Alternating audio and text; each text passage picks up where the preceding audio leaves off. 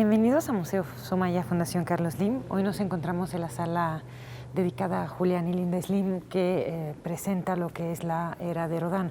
Cuando hablamos de la era de Rodin, hablamos del célebre artista francés Auguste Rodin, considerado el padre de la escultura moderna, y sus contemporáneos. Y de hecho es muy interesante porque el diálogo entre obras de diferentes estilos y diferentes formatos, como lo que es un formato de caballete, un dibujo, un lienzo y una escultura, nos permite entender lo que fue la época, lo que fue el siglo XVIII y el siglo XIX hasta llegar al siglo XX. En este caso, esta parte está dedicada al movimiento. El movimiento fue uno de los aspectos que privilegió tanto Rodin como muchos artistas en aquel entonces, y uno de estos es justamente Edgar Degas.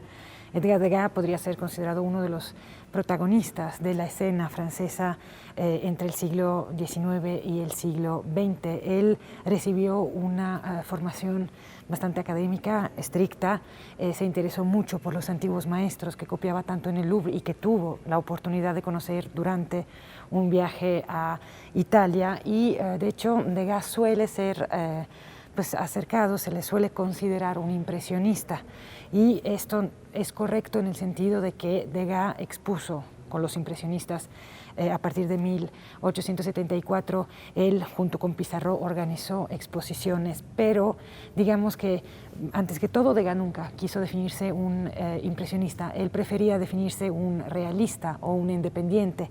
Y justo lo vemos porque lo que hizo Degas fue privilegiar el dibujo, la línea, que era algo que los impresionistas no hacían.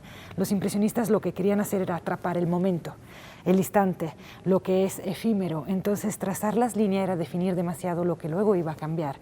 Mientras que Degas también, más que en plein air, o sea, es decir, al aire libre, le gustaba pintar en los talleres con la luz artificial, donde podía tener un dominio mayor de lo que era la composición.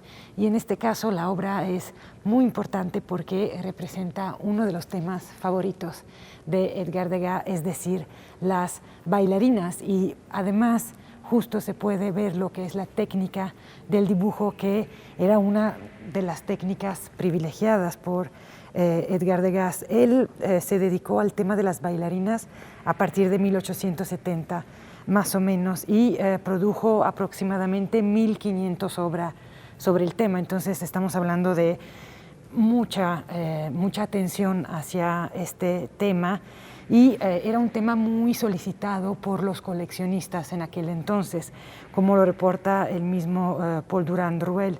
Y lo que le gustaba hacer a Degas, y eso es muy interesante, era atrapar el movimiento de estas bailarinas, no tanto cuando estaban en escena, sino tras bambalinas. Y vemos cómo no se trata de un retrato tradicional, sino que se trata de estudios que abordan el movimiento del cuerpo humano y exploran la fisicalidad y la disciplina de estas bailarinas. Las poses no son solo agraciadas, sino también toscas, y aquí se puede ver de verdad la gran modernidad de Degas. En este caso también el auxilio de lo que fue la fotografía, porque si observamos la obra parece que haya un enfoque más en la bailarina en este punto, mientras que la parte de atrás parece como desenfocada, y eso era una técnica propia de la fotografía. Interesante también ver aquí como quizá quiso dar la sensación de movimiento, y lo que hizo fue justo representar la cara para justo permitirnos entender cómo estas bailarinas se estaban moviendo. Hay una obra, una de las primeras, que está en la National Gallery de Londres, y también hay un boceto en el Art Institute de Chicago, donde el título es Jóvenes espartanos ejercitándose, pero a partir de ahí podemos ver cómo empieza a Degas a tener un gran interés hacia el movimiento, pero de verdad el movimiento en su casi cientificidad.